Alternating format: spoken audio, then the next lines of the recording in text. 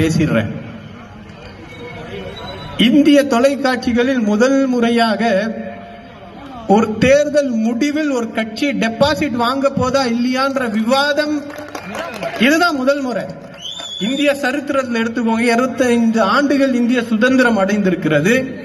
அந்த சுதந்திரத்துல அந்த தேர்தல்களில் என்ன பேச்சு நடக்கும்னா, யார் ஜெயிக்க போறா, எவ்வளவு வாக்கு வித்தியாசத்துல ஜெயிக்க போறாங்கன்னு விவாதம் நடக்கும்.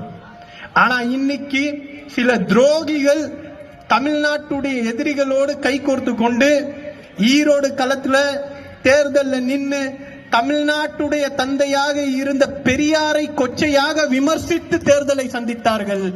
அவர்களுக்கு இன்னைக்கு கட்டுத்தொகை கூட கிடைக்கவில்லை, டெபாசிட் கூட கிடைக்காம திராவிட முன்னேற்ற கழகம் பெரியாருடைய எதிரிகளுக்கு ஒரு பாடத்தை புகட்டிருக்கிறது.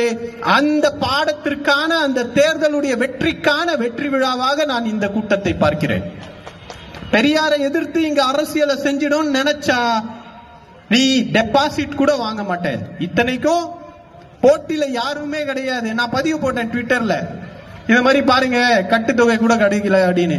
அதுல ஒருத்தர் நக்கலா நையாண்டித்தனமா கமெண்ட் பண்றாரு, டாக்டர் ஒருவேளை திமுகவே அங்க நிக்காம இருந்தா கூட அந்த கட்சிக்கு டெபாசிட் கிடைச்சிருக்காது.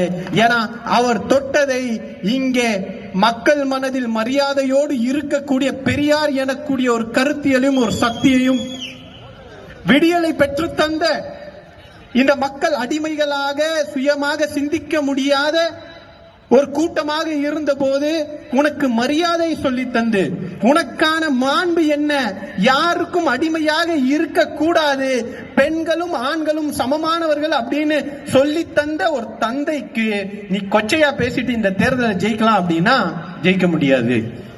கணக்கு போடுறாங்க 25,000 சீட்டு. நான் 2 நாள் முன்னாடி டிவி விவாதத்துல சொன்னேன், 25,000 சீட்டு கண்டிப்பா சீமான் வாங்குவார். எப்படிங்க சொல்றீங்க அப்படின்னு. நாம் தமிழர் கட்சி போன இடைத்தேர்தலில் வாங்கின வாக்குகள் 12,000, அதே மாதிரி பாஜக வாங்கின வாக்குகள் 12,000.